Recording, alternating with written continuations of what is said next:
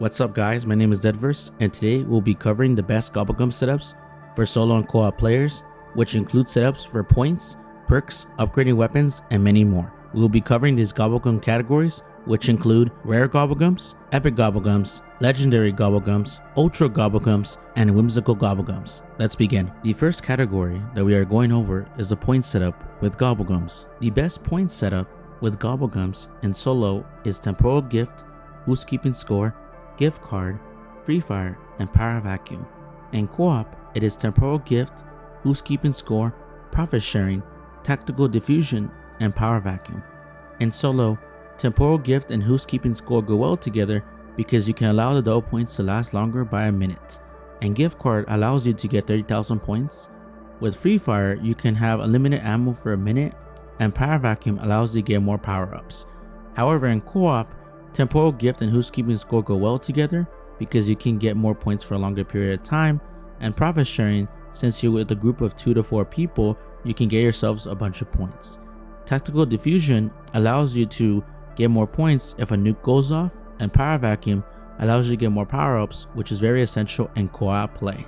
The second category that we are going over is upgrading weapon setup with Gobblegums. The best upgrade weapon setup with Gobblegums in solo is wall power, crate power, hidden power, immolation liquidation, and respin cycle. In co-op, it is immolation liquidation, Wonderbar, crate power, hidden power, and wall power.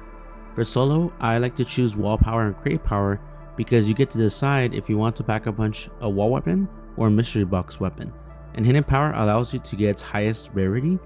Then with immolation liquidation and respin cycle allows you to respin the mystery box multiple times with cheaper prices. And co-op, I like to use immolation liquidation with Wonderbar because if you're in a team of 2 to 4 players, you can roll a mystery box and get either the ray gun or ray gun mark II or the wonder weapon of the map. And then with crate power, you can upgrade that wonder weapon. And hidden power and wall power is used just in case if you want to upgrade a wall weapon and upgrade its rarity to the highest level. The third category that we are going over is the perk setup with Gobblegums. The best perk setup with Gobblegums in solo are Perkaholic, Aftertaste, near-death experience, raindrops, and soda fountain. In co-op, it is on the house, raindrops, near-death experience, Phoenix up, and nowhere but there. I like to use Perkaholic in solo because I like to get all of the perks on the map. Aftertaste allows me to keep those perks after I go down, and near-death experience allows me to go down multiple times and revive myself to keep my perks. Raindrops and soda fountain are Gobblegums that I use just in case if I don't have enough perks on the map. In co-op, I like to use on the house and raindrops because if I'm playing with a group of 2 to 4 players, I can give them perks and also power-ups. With near-death experience, as long as I'm near them, I can revive them and they can keep their perks. Phoenix up allows me to revive them at a further distance so they can keep their perks, and nowhere but there is where I can spawn to someone and revive them easily. The fourth category that we'll be going over is the power-up setup with Gobblegums. The best power-up setup with Gobblegums is the same for solo and co-op play, which include temporal gift, boost keeping score, power vacuum, cashback, and power kick. For both of these, I like to choose temporal gift and boost keeping score because you can make double points last longer, power vacuum so you can get as many power-ups as possible, cashback so you can get max ammos, and power kick so you can charge your field upgrades. The fifth category that we'll be going over is the utility setup with Gobblegums. The best utility setup with Gobblegums are the same for solo and co-op play, which include Armageddon, support group, dead drop, re-equipment, and elemental exposure. Armageddon allows you to get a full plated armor vest with 3 armor plates.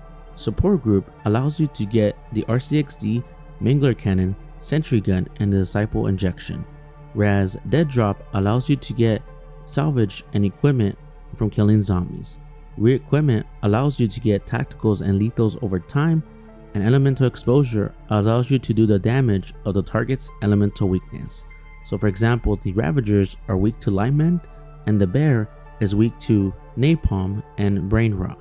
The sixth category that we'll be going over is the high round setup with Gobblegums. The best high round setup with Gobblegums in solo are Shields Up, Free Fire, Perkaholic, Idolize, and Aftertaste. In co-op, it is Idolize, Power Keg, near-death experience, arsenal accelerator, and modified chaos. In solo, I like to use shields up because it allows my armor plates to be more durable, free fire so I can shoot my gun without reloading, Perkaholic to get all the perks on the map, idle eyes so I can stay hidden from zombies for 30 seconds, and aftertaste so I can revive myself to keep my perks. In co-op, I like to use idle eyes because to be hidden from the zombies and just in case I need to revive my teammates, power keg so I can refill the field upgrade of my teammates and myself, near death experience so I can revive my teammates and allow them to keep their perks, arsenal accelerator so I can charge my field upgrade, and modified chaos so that in 2 to 4 player games I can allow myself to use ammo mods as quick as possible. The 7th category that we'll be going over is the boss fight setup with Gobblegums. The best boss fight setup with Gobblegums in solo are shields up, free fire, aftertaste, idle eyes, and power keg. In co-op, it is idle eyes, power keg, near death experience, shields up, and phoenix up. In solo, I like to use shields up so that my shields are more durable, free fire so I have unlimited ammo to shoot against the zombies and the main boss, aftertaste so I can keep my perks after going down, idle eyes to stay hidden from the zombies, and power keg to charge my field upgrade right away. In co-op with 2 to 4 players, I like to use idle eyes because it allows me to stay hidden from the zombies and revive my teammates, power keg so that we can charge all of our field upgrades, near death experience to revive my teammates and keep our perks, shields up to have more shields and more durability, and phoenix up so I can revive my teammates at a good distance. Keep in mind, in the boss fight, you're only allowed to have 3 Gobblegums and there are no Gobblegum machines. However, I give you guys multiple options, so just in case you can see which one you prefer best.